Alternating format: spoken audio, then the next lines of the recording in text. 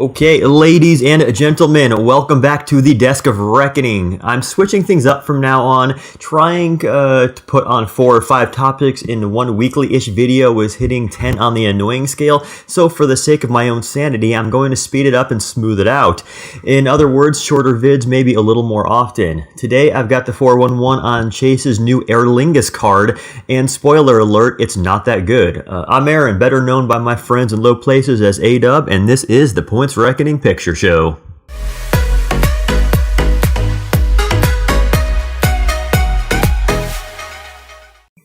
And now, straight from the vanilla depths of mediocrity, Chase has dropped a new card on us, the Aer Lingus Visa Signature. We've known this card was coming for a while, and this week it showed up with aplomb. Launching with a 100,000 Avios tiered sign-up bonus, the card at first appears very promising. But, my friends, as we apply our valuations and read some of the fine print that's meant to be ignored, we uncover the very lethargic truth.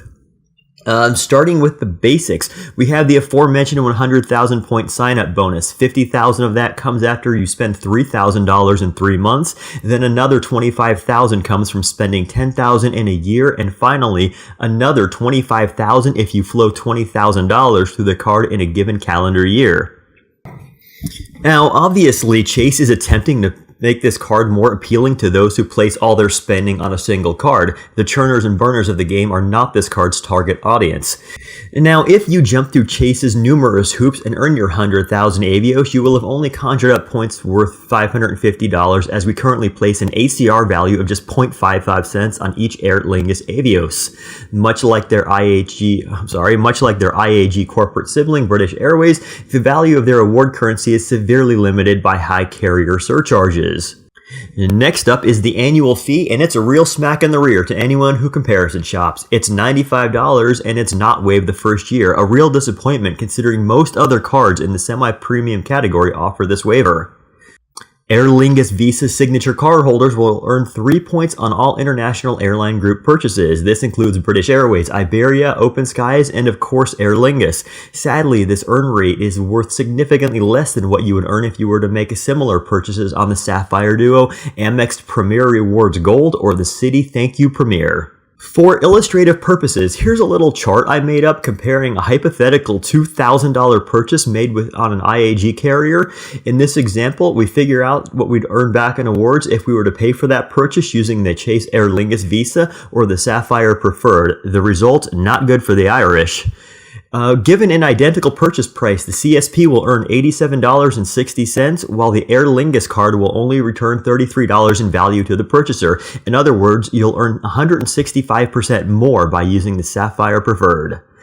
For those who manage to flush an unreasonably high $30,000 through the card, Aer Lingus offers a very crappy companion ticket. Though this benefit is presented front and center on Chase's website, earning it is far from default. If you manage to hit the minimum spend, you only get an economy buddy pass for a flight originating in the US or Ireland and only on Aer Lingus metal. Pretty sad, really. Like many other airline branded cards, you get priority boarding. I consider this essentially worthless. Unless you really have a thing for standing in the front of a cattle line, then don't let this sway your decision one way or another. Finally, benefits that should go without saying are included. These are a lack of foreign transaction fees, a fraud liability waiver, and purchase protection normally provided by any Visa Signature card. So now this leaves me wondering, who is this card actually good for? Well, 2 types of people. The first are those that get really excited by shiny things. To this group, that big number up top, 100,000, is all they need to hear. In other words, a point is a point is a point, no matter who or what you can do with it. Trying to convince a member of this group that 50,000 ultimate rewards are actually worth more than 100,000 Avios is like trying to teach a pig to sing. It'll waste your time and only annoys the pig. The second non-abstract group includes people who frequently travel to Ireland or other Aer Lingus destinations. Maybe they just really like the carrier, Europe, or have family in the region. For them, this card does make a bit of sense, especially if it's the only card they use. If one is able to spend $30,000 annually, the companion pass is likely to yield some actual value. Ultimately, we'd recommend the average US-based traveler steer clear. It's simply outcompeted by other cards from Chase, Amex, and Citi. Furthermore, we've seen some data points posted on several card-related forums that Chase is shutting down all accounts of cardholders who frequently open and close cards. I'm certainly not risking my relationship with a company that offers what I consider the best award program, Ultimate Rewards, for a $275 sign-up bonus.